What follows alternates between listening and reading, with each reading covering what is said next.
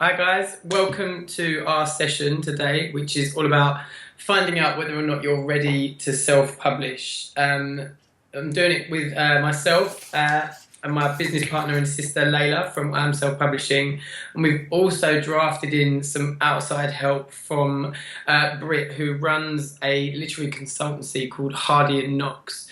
But she's also worked as a literary scout as well, so she knows all about finding good literary talent and how to improve people's manuscripts. I'm just going to hand over to them to give you kind of a little bit of a brief introduction about themselves. So if Britt, you want to kick things off by just letting people know a little bit about yourself. Sure, I will.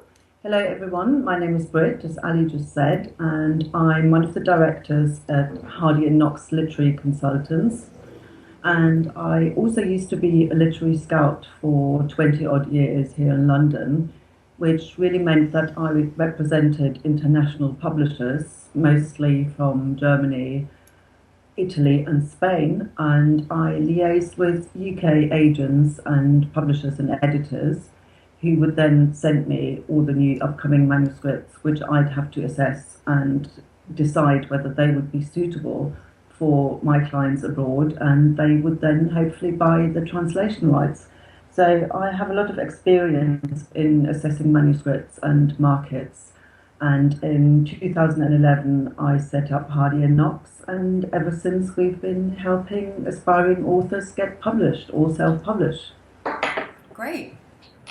And just quickly a little bit about me. I started off working in trade publishing for Orion, which is part of Hachette, which is a very commercial, one of the big five trade publishers.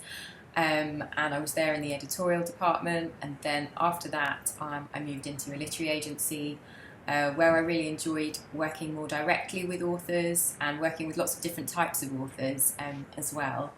And whilst I was at that agency, self-publishing was kind of born, and the ebook market launched in the UK, and at the same time it was getting harder and harder to pitch debut authors to the trade publishers. The literary agencies were having a tough time, and I wanted to kind of create a way that every kind of talented author could get to market in a really professional way and reach their readers. So I set up a self-publishing company with my brother Ali, who I'll now hold over to.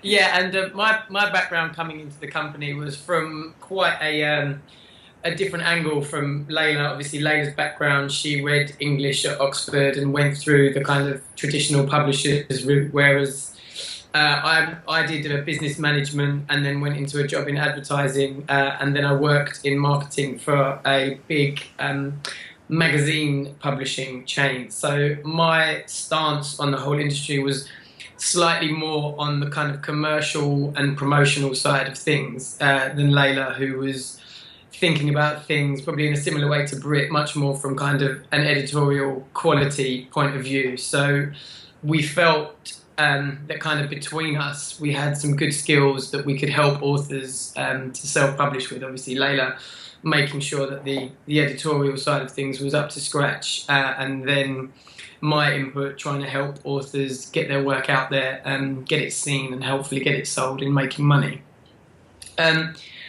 Now we've kind of done a little bit of a brief kind of background on ourselves, I wanted to kind of get into what it is that we're kind of here to talk about today. And when we're thinking about, are authors ready to self-publish, we can generally break that down into three major categories of things that they need to look at. The first of that being the content, so that's the manuscript that they've written, and that whether that's fiction or non-fiction or narrative non-fiction, whatever it is, that needs to be of a certain standard before it's worth kind of putting in all of the other effort and time and money or whatever else it is that's going to go into the rest of what is self-publishing. So that's the first thing that you really kind of need to kind of assess and make sure it's ready. And we're going to kind of talk through all of these points in a bit more detail as we go through. Then the next part of it is to do with production. So, you need to make sure that it's produced to a certain standard, especially when you're going out into today's market. where lots more and more people are self-publishing, because of the lack of gatekeepers in self-publishing, there are a lot of corners that authors can cut if they want to, because there's nobody there to tell them not to. There are some that you can cut, and there are some that you shouldn't. I think you really need to clue yourself up on all aspects of how to produce a book before you can kind of make those decisions. And then the last side of things is marketing. So that goes through from everything from right at the very beginning of when kind of understanding who's going to reach your book, right up to kind of how you're going to reach them, and all the different bits and pieces that you can do to kind of analyze your market and how to reach them. And before we kind of get into talking about those three things in any more detail, an important thing, which is usually one of the first questions that we ask authors when we start working with them, is always what they're hoping to achieve by doing this. So, before deciding whether you're ready or not to do this, you really need to think about why it is that you're doing this. And this varies hugely. I mean, we speak to a number of authors on a weekly basis, and their motivations for self-publishing are always different.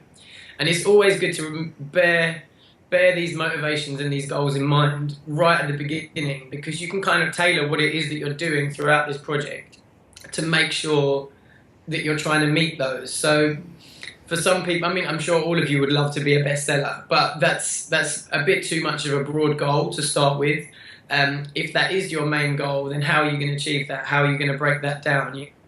How are you going to sell your first 100 books, your first 1,000 books? How are you going to get your first 50, 100, 200 followers on Twitter? You need to break these things down if that is the route that you want to go down. Maybe you're seeking that publishing this is going to open some doors for you professionally.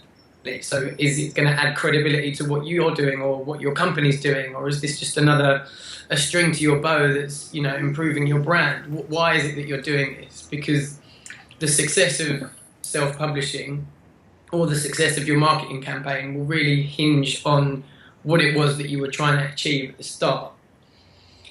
So if we kind of swing right back to that first part, which is the content side of things, and obviously I'm sure there's a lot of authors out there who have written something and they're umming and ahhing over it. Then they're like, well, should I publish this? Is this worth publishing? Like, how can I find that out? Is this a commercial idea or any of those kind of things? So that I really wanted to pass that one over to Britt, kind of your work as a talent scout for the big publishers, and also kind of as a literary consultant, kind of assessing manuscripts. What is it that you kind of can pick up, or how do you analyse whether or not kind of a manuscript's got legs, or if it's a good kind of concept to begin with? I think on some level, especially in terms of fiction, it actually comes down to something as simple, if you like, this is also very difficult, as to whether it's a great storyline, whether somebody is a great storyteller. A lot of people have wonderful ideas, but whether they can carry it off with a really strong beginning, a narrative arc, and an equally strong ending is another question. And there's a lot to consider before you can do that. And a lot of people, you've touched on it, think that they can carry that off quite easily, because when you do it well, it looks completely effortless. Yeah. But a lot of effort goes into it. Yeah. So I think that there's a real skill to that, and some people argue as to whether you can learn that skill or not. But I certainly think you can improve on your writing, no matter what you do. And with fiction, again, it needs to have very strong characters, of course, three-dimensional characters. You want to be drawn into the story from the very beginning. You want to empathise with the characters. In terms of getting published and in terms of self-publishing and doing well, I think readers really want to see something original as well. They want to read something fresh that maybe they haven't read before. Yeah. And that really cuts across all the genres. For instance, at the moment, a lot of debut writers seem to want to write young adult fantasy fiction, and I think, again, a lot of people think they can do it well, but it's an incredibly crowded market. The competition is absolutely massive. So both as a scout and now as a consultant, I have to think, is this really bringing something new to the table, if you like? Is this a fresh approach? Is this something that will make people sit up and say, oh, wow, I haven't read anything like this before. So that's incredibly important. And similarly with non-fiction, unless it's the very academic end of the spectrum, of course, that too, I think here too, it helps if it's narrative non-fiction on the commercial level. Again, it needs to draw you in. Again, it on some level needs to tell a story. And again, it needs to be something that maybe hasn't been told before, or hasn't been told from that particular angle. Yeah. So it needs to be solid, it needs to be really gripping, whatever it is, even if it's literary, I think that's the main focus. Okay, so when you're working with authors who they've got the idea and they may have been starting to write it, but they're not quite sure which way to take it, and they want to get some kind of professional help, can you kind of come in at that stage and offer them a bit of hand-holding and advice, or give your opinion? Oh, absolutely. What we do offer is a Slush Report, which really mimics in some ways the process that agents and editors often go through, where they've got a massive slush pile, which very often is unsolicited manuscripts, and they decide usually on the first 20 pages even whether it's something they might want to consider or not. Certainly if the first 20 or 40 pages are very weak, they won't even continue reading. Yeah, so our Slush Report in some ways mimics this process. We also ask for a synopsis, and this can obviously give us some idea of whether the story has legs. But then based on the first 40 pages, we can certainly flag up problems like structure, even early on, characterization, style, most importantly. A lot of first-time authors struggle with style, consistency, authenticity, and very often, once they've recognised those early problems, needless to say, it's much easier to remedy them rather than later. We get a lot of writers who come to us after having self-published themselves unsuccessfly, and then say, we wish, we'd sent you the first few pages to flag up like this. It's certainly, I think, a good way of approaching it and saving yourself a lot of heartache in the long run. So it's almost the earlier that you get kind of professional advice on board, the more time and heartache you can save yourself further down the road.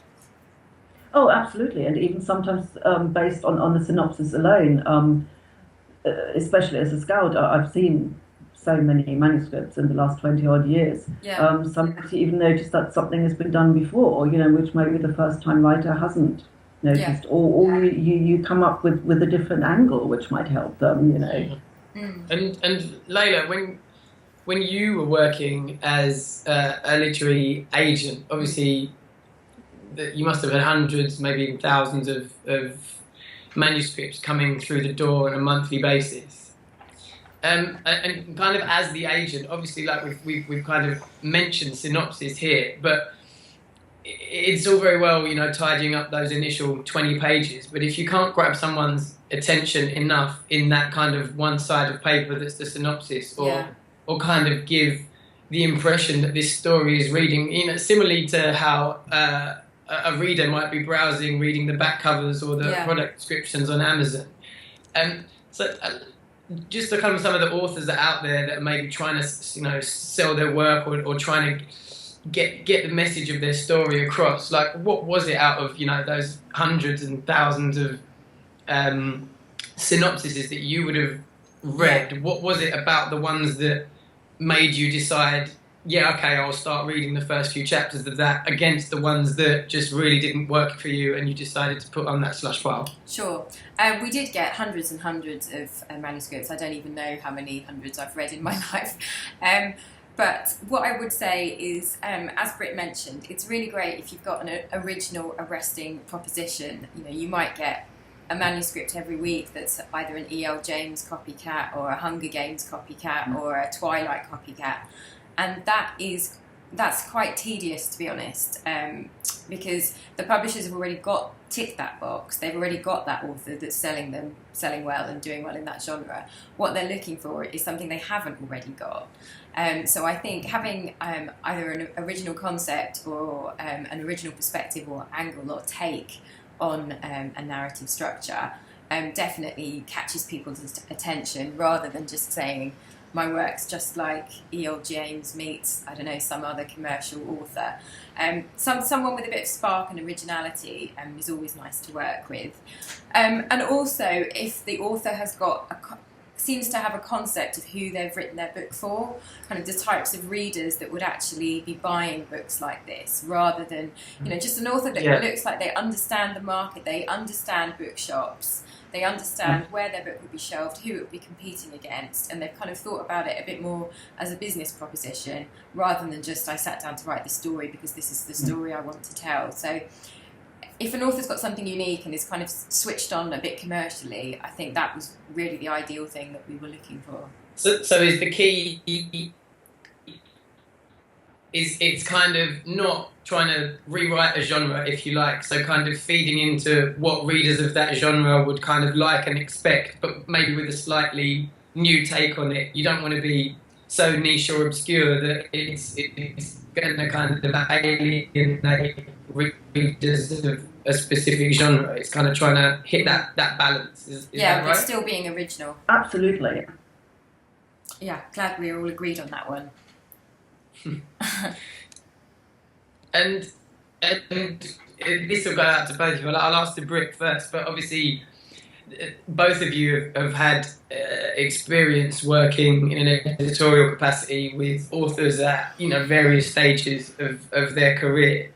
And I suppose what I want to know is are there any kind of common things that pop up amongst debut authors that are kind of, regardless of genre, it's just some kind of generic kind of mistakes that kind of crop up for debut authors that maybe some of the people watching out there can kind of maybe have a look back at their manuscript to see if they're making these kind of problems before they kind of send it on anywhere further? I think one of the most common mistakes that first-time authors make is almost trying too hard. I mean, one of my pet peeves is overwrought prose. If you end up too verbose and you're trying too hard, it just doesn't work. I mean, there are very few writers who can carry a very rich language off successfully. So I would say, when in doubt, keep it fairly simple. And often there's an exercise that we do with clients, which is taking all the adverbs out and then only adding the ones which you absolutely need. And then once you've pared it back, it actually works a lot better. So that's certainly one that I've seen an awful lot.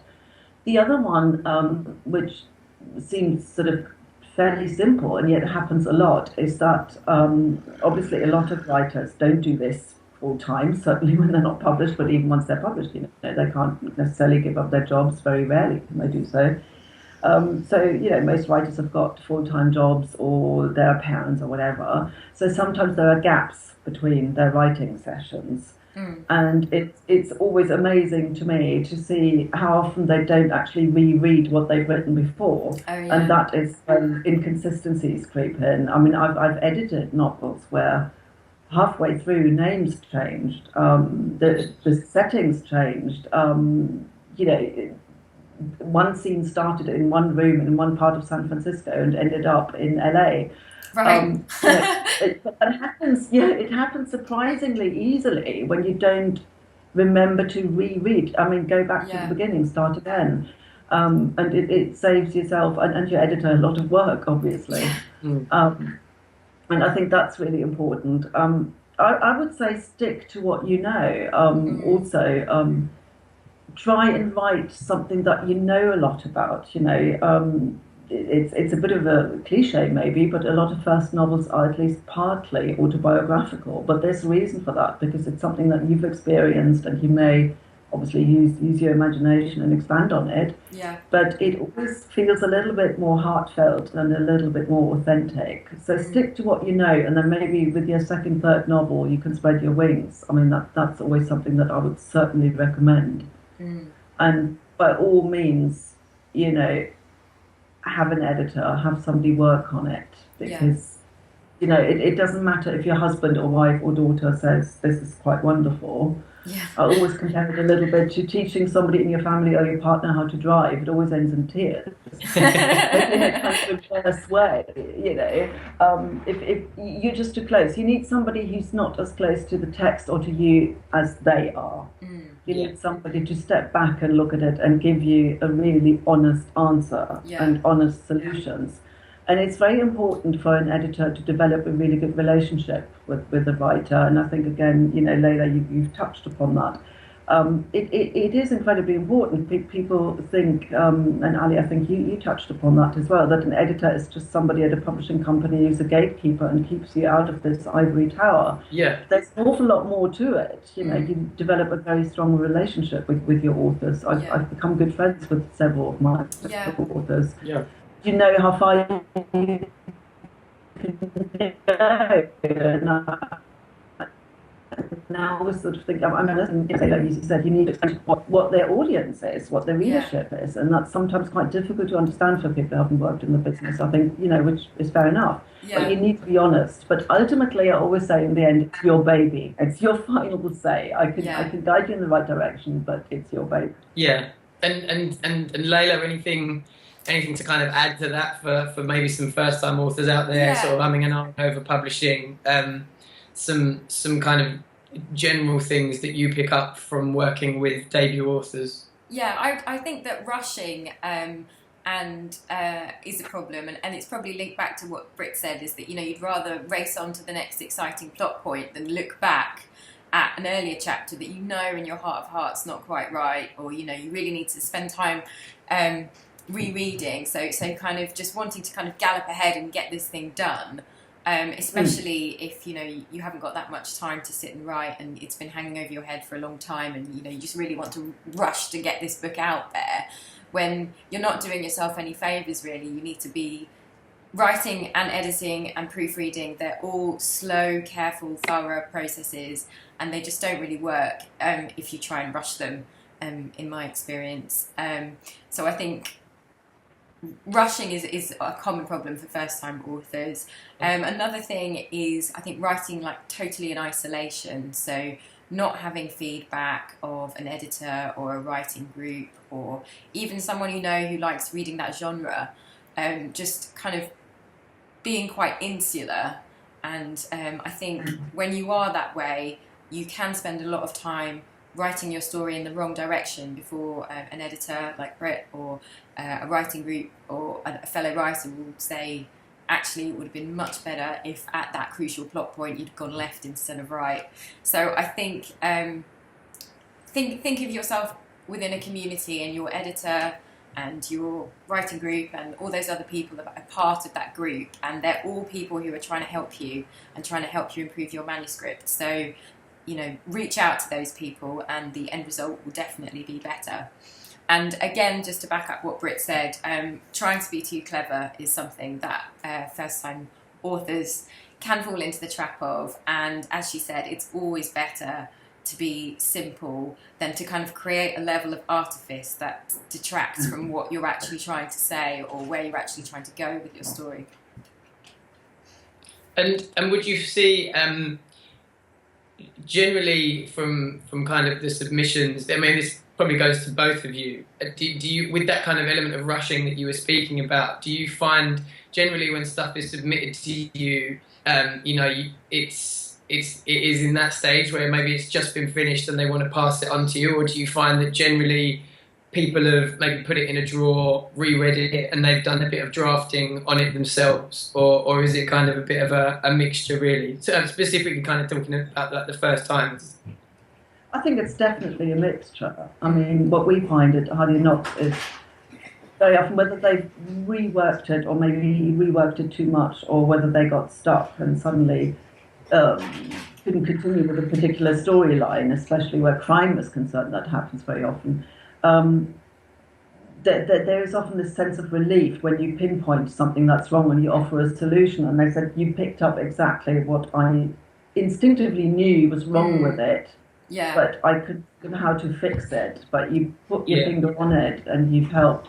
So, it's whatever stage. And sometimes something has been overworked and sometimes something has been rushed. It really depends very much on the writer. I don't know whether Layla has had that experience as well. I think, yeah, it is a mixture, but most writers will at least have kind of finished it and put it away for a couple of weeks and then come back to it. And if they haven't done that yet, I would advise them to do that before I spend time reading it, because there are things, obvious little things. For example, I read in a manuscript this week where it was that same kind of thing that the author hadn't written in one long writing session, and there were bits that just didn't add up between the chapters, but that would be totally obvious to her and within her power to fix on a read through, so that really it's best if the authors can get it into the best shape they can before passing it on to a professional editor to get the most out of the process. If there are things, little errors they know they've made, I would always advise them to try and clean them up themselves first, so that frees the editor up to deal with kind of bigger issues. Oh, absolutely. Yes, definitely. And do you often find that in those cases with a lot of those authors that the last few chapters are kind of some of their best work, and they don't really match the beginning of the book in terms of not so much the quality, but just you can kind of really, maybe the characters as you get about halfway through, 3/4 of the way through, all kind of suddenly seem to make a bit more sense. So they need to kind of go back and work on that beginning half of it where it was all sort of trying to figure itself out. Is that quite common? It does happen. I think sometimes as an author becomes more confident, Yeah. their voice matures and they're getting to know their own characters a little bit better, and they're fleshing them out a lot more. And yeah, absolutely, then they need to go back to the beginning and work on those sections. But by the same token, what can happen in fiction is that the storyline falls apart towards the end, or it is rushed or uncertain, or just not believable. So it really depends a lot, I think. And I mean, we brushed on it earlier, where you were kind of talking about kind of understanding readers, and I just wanted to kind of talk a little bit on that from a commercial point of view.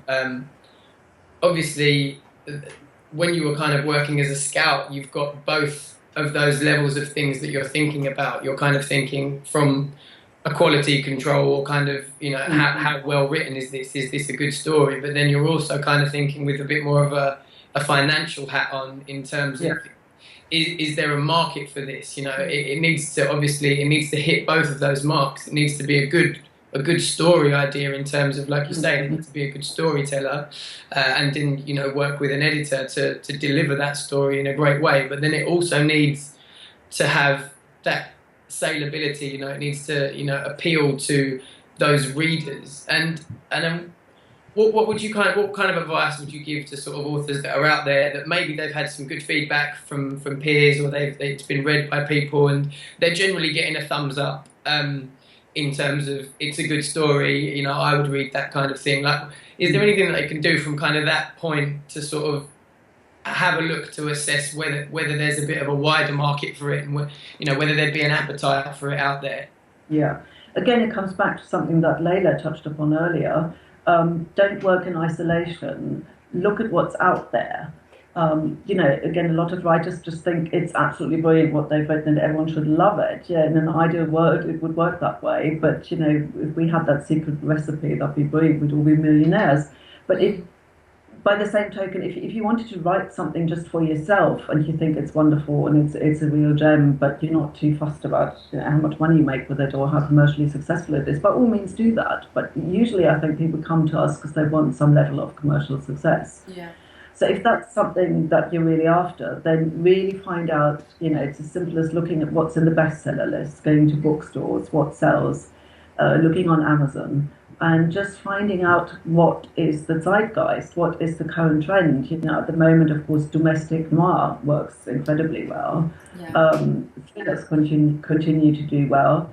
YA, young adult fantasy, is maybe a little bit too crowded if that's what you want to get into. Unless you're absolutely wonderful and fantastic and cutting edge, it's very difficult. So really look at what's happening and look at what's selling, if that's what you want to do, and be open-minded. Yeah. And I think as well, it's important authors at that very early stage to think about who they're writing these books for. And I say that kind of both from a writing perspective, in terms of, you're going to be able to write a much better story or write a much better non-fiction book. You're going to be able to explain your points or whatever, if you can really think about the type of people that you're targeting this at, which is where I think a lot of authors, especially ones that are kind of debuts, kind of let themselves down a little bit, because they tend to maybe write the book for themselves or somebody who is quite like themselves. Yeah. Where in actual fact, people like them might not actually represent the largest demographic for people who would read a book like this. Yeah. So if you are writing into a genre where the audience is largely maybe not going to be your age group, or maybe not going to be your sex or whatever, you really need to get inside the head of the reader and think, okay, if I was X person reading this, where would I want this to go? Or what scenario would appeal to me? Or what would make me feel tense? Or what would I get excited about? Yeah. You need to kind of, I think, and that's especially for the marketing side as well, because if it gives you a much better idea of the types of people who are going to end up buying this book when you come to try and sell it after you've written it. And you're already going to kind of be in their headspace, because you're going to have been writing this specifically for them as you're going along. And a good way to kind of get into that is to kind of analyze, like we've said, really look at the competition.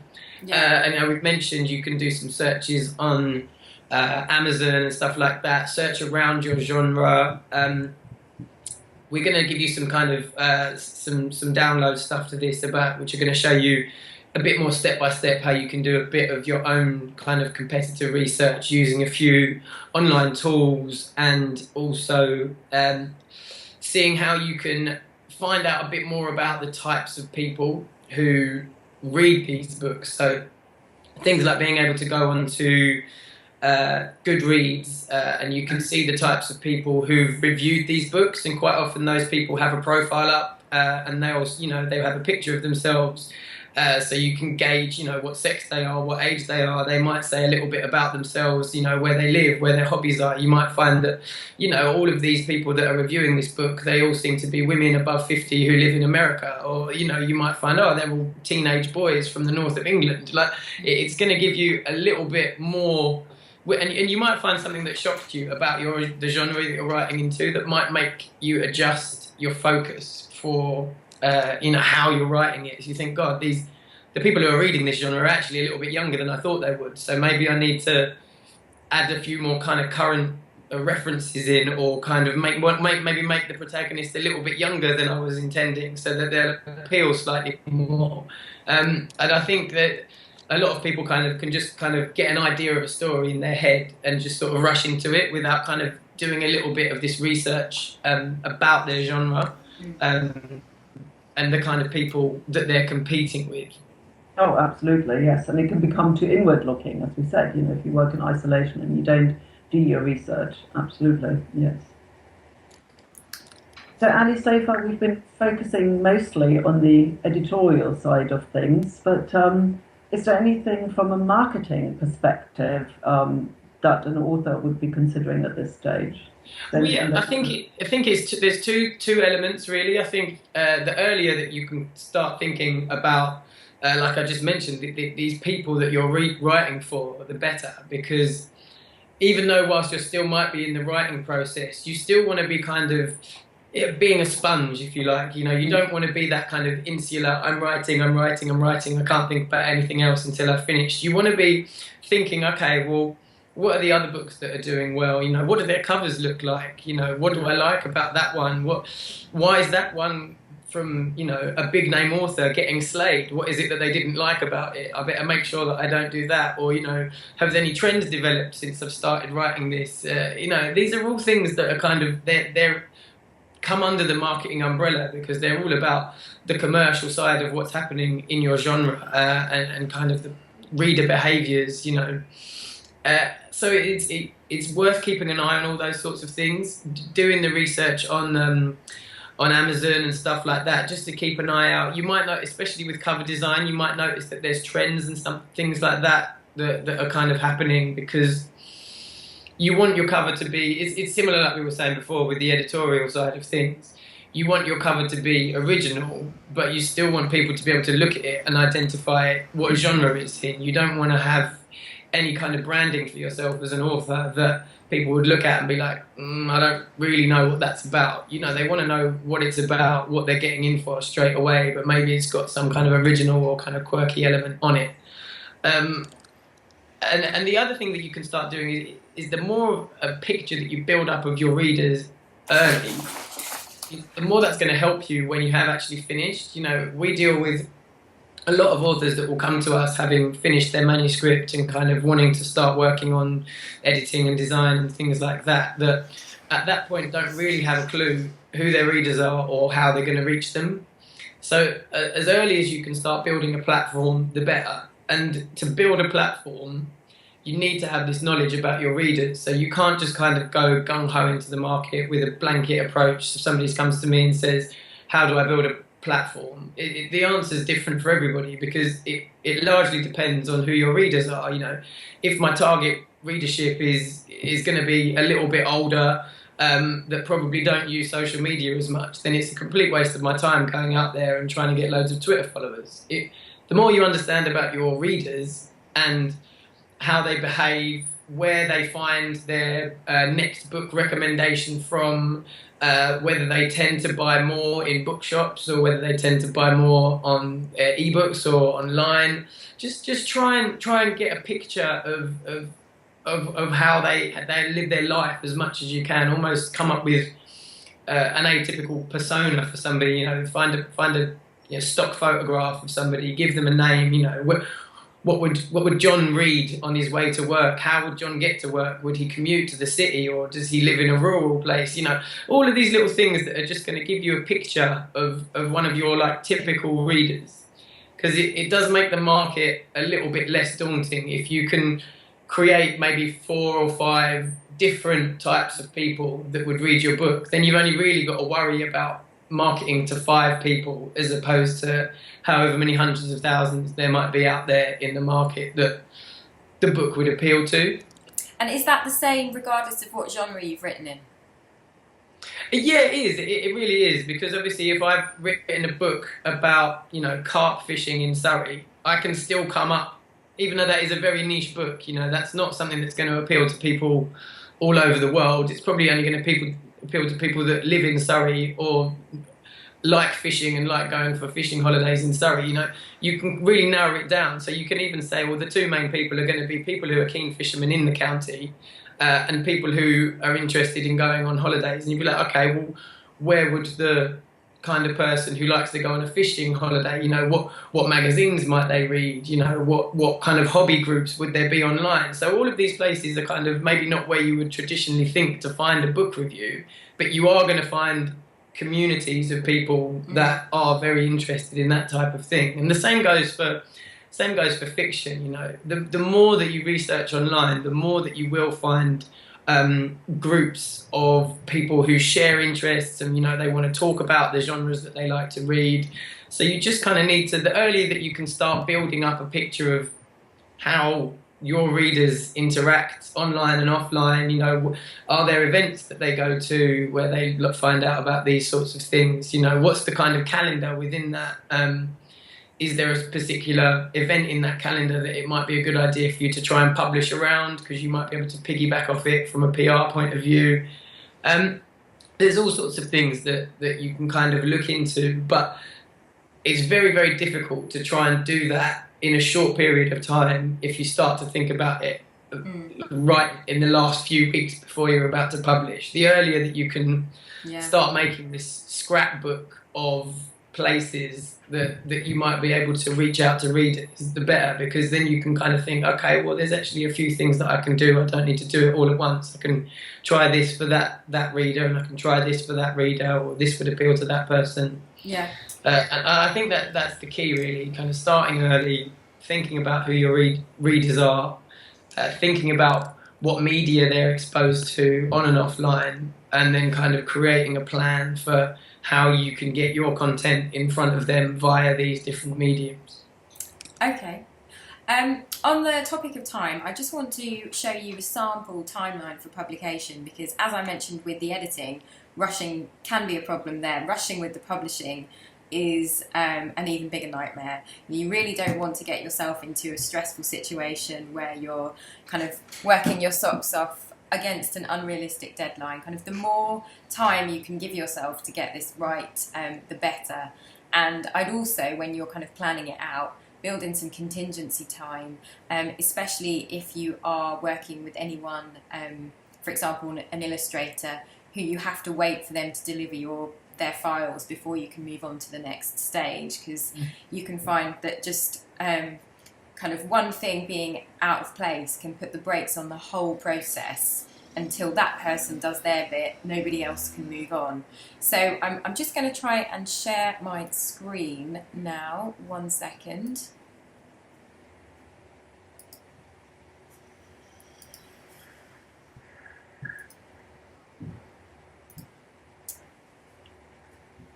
Can you see that okay?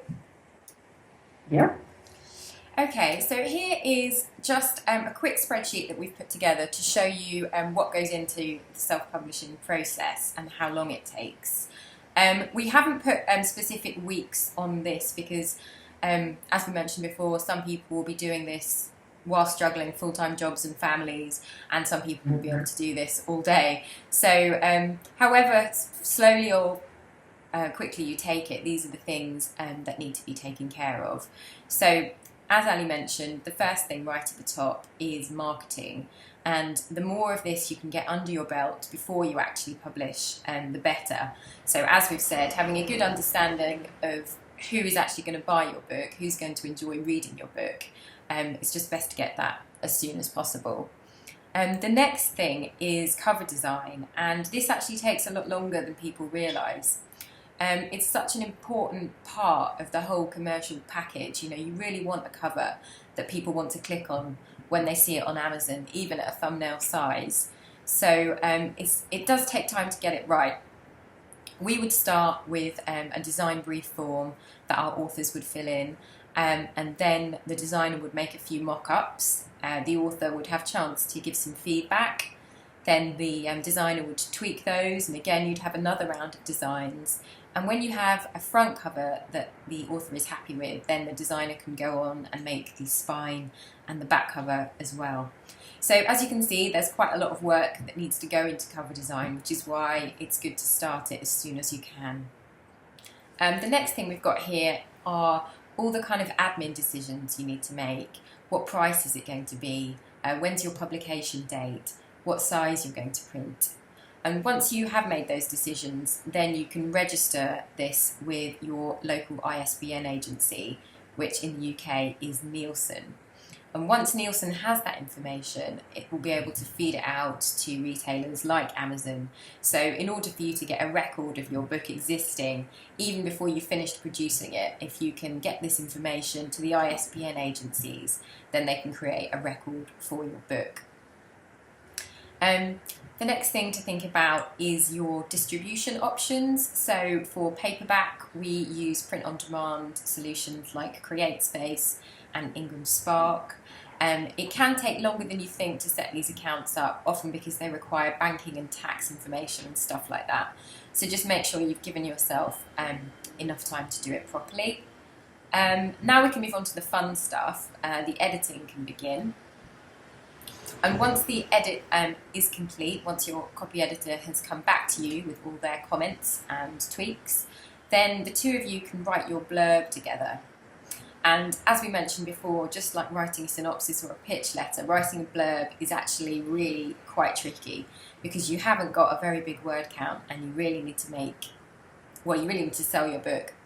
So once you've written your blurb and finalised it, you can then send that to your local ISBN agency. So that will go out to Amazon and the other retailers. So at that point, they'll have the title, your author name, the blurb, the price, the publication date. People will know that it's coming soon. back over here, once the editor has gone through the work, the author has a chance to review the editor's comments, and there's a bit of discussion there, a bit of back and forth as the author and editor kind of work out any issues or really tighten up the manuscript as best as they can.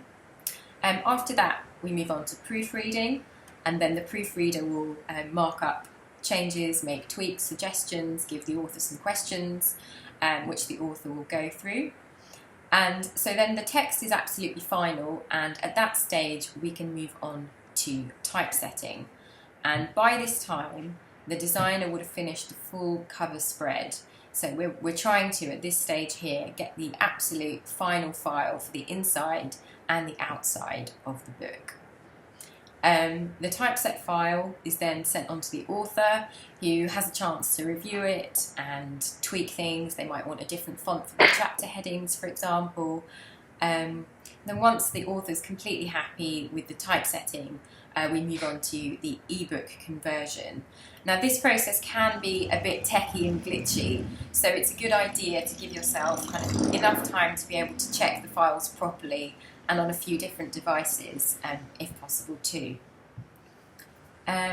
Once you are happy with the interior typeset file and the cover spread file, then you can upload those files to a printer in order to have a proof made.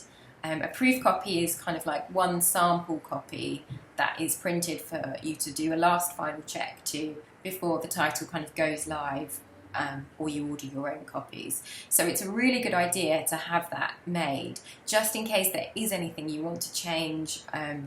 Maybe you've forgotten to put someone in the acknowledgements, or maybe the colours haven't printed out exactly as you thought they would on the cover. So it's a really good idea to get a proof and give yourself time to check that properly. And if you do at that stage realise that you want to make some changes, all that would need to happen is if there were text changes, you need to make them to the ebook and the print file and re-upload those files. And if it was a change to the cover, then you'd need to do the same. So finally, you should be at a stage where you have ebook and paperback files that you're happy with and ready to upload. You can go live with them. And from that point onwards, different retailers will take different amounts of time to start displaying your book or your ebook on their site. So, for example, Amazon's very quick. You can get up there normally within a day of going live. Whereas some of the channels within the Ingram group can take up to 15 working days. So it's useful to factor that in. If you're publicising it's going to be available everywhere from this publication date, it may actually only be available on Amazon, who are so fast on that publication date. It may take a while for the other guys to catch up. So that's just a very, very brief look at the publication timeline. The most important things are not to rush, to build in some contingency time, and if you do get hold-ups along the way, just knock everything back a bit. It's much better to do it properly than to rush it. So Leila, on average, how long would that whole process take? It kind of depends on, well, the editorial and proofreading stages will depend slightly on the length of the manuscript, but everything after that, so starting from typesetting, going through to publishing a book. So from when you have a final text to actually having a book live on Amazon, I would say about 6 weeks. Mm. So it can move quite quickly, actually. And kind of just sort of tidying up from there. Obviously that production schedule is for somebody who's doing a paperback and an ebook. So if they were just doing an ebook, how would that affect the timeline for that? If they were just doing an ebook, then the longest part of the process would be cover design, because it's still very important to get that cover design right, even if it's just the front, not the back and the spine. So with just a cover design with text that's ready to go for an ebook conversion, I would say you would be looking at around 6 to 8 weeks. Okay, cool. And I think from a marketing point of view, especially if this is the first time that you're doing it, you need to kind of think about your marketing plan as a whole. You know, if you're going to have a Facebook profile and a Twitter profile and a website or a blog, or you're going to make flyers and posters, all of these things, the design of which is probably going to hinge around the design of your front cover. Yeah. So you need to think about, you know, it needs to look great as a book, and it needs to look great as an ebook, which, you know, can be a really small postage stamp size thing on an Amazon page. So it needs to stand out small, but it also needs to have it needs to be quite impactful if it was on an A1 poster as well. So it's not an area that you should rush, because, you know, you might find a piece of artwork that if you were holding a printed paperback in front of you, it might look gorgeous. But if you're going to lose a lot of that detail when it's at a small size, or it's going to make for a really overly intricate website that's going to detract from your content, then it might not be the best way to go. So when you are getting those rough designs back from the designer quite early on, just bear in mind what you're using them from. And this will go back to when, you know, you're assessing your readers, and you'll be thinking then how you're going to be approaching readers. You know, are you going to be blogging loads? Are you going to be standing up talking at seminars and events? Like, what marketing materials do you need to complement how you plan to promote this book? And just bear that in mind when you're briefing your cover designer, as well as when you're kind of looking back at the drafts that you get from them. I think that's a really important thing to think about, which maybe some authors would, you know, be a little bit more on the creative side of concentrating on their manuscript and maybe a book cover that, you know, looks pretty. But you have to think from a marketing point of view, it has to be functional. Otherwise, you know, all of that prettiness will be lost. And you can get covers that are gorgeous and functional. It just takes maybe a few rounds of kind of tweaking. And as well,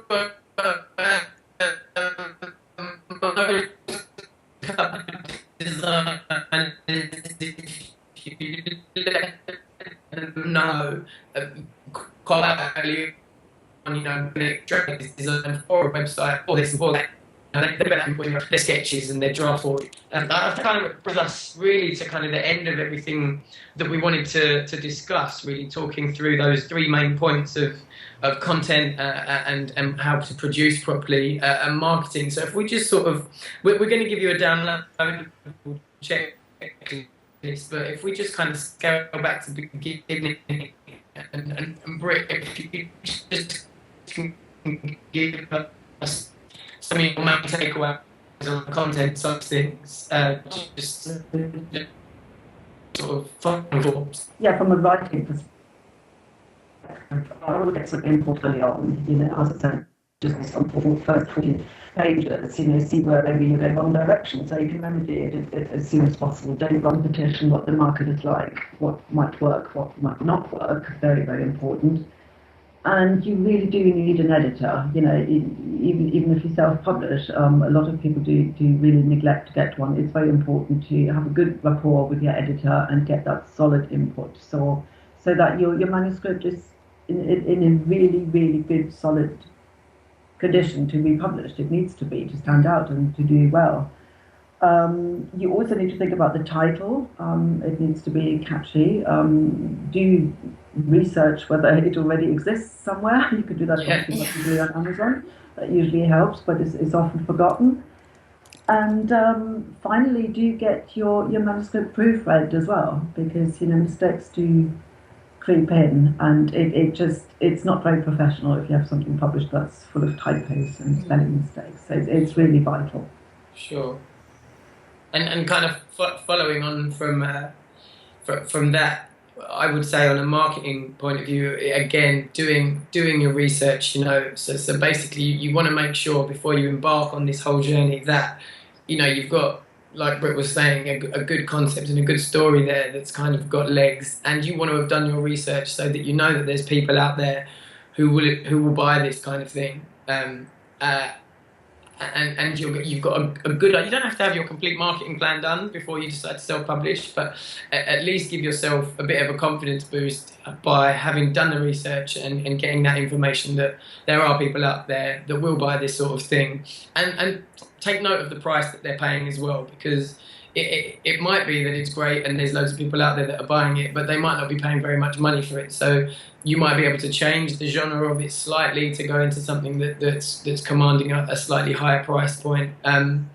and then once you've kind of got that concept, then it's just kind of reiterating what Layla was saying about the production, just being very clear about all the aspects that you need to get done. So sourcing your editor, finding out how long they're going to take to go through the editor, you know, how long the proofreader is going to take to go through it. Realistically, how much time do you have to dedicate to this? Are you still in full-time employment, or, you know, realistically, you're going to be working on this every day, or is it more of a weekend hobby kind of thing? And just be honest with yourself, because if you try and overexert yourself with any of this, or cut a corner, or, you know, you're not paying attention and you miss something, your readers, who will probably be in a very relaxed environment, you know, sitting down reading the book, they've got all the time in the world, and they will pick these things up. And that will reflect back, whether you don't, the last thing you want is a review saying, yeah, it was a great story, but, you know, it was littered with mistakes, or, you know, whatever like that. It will just break your heart. So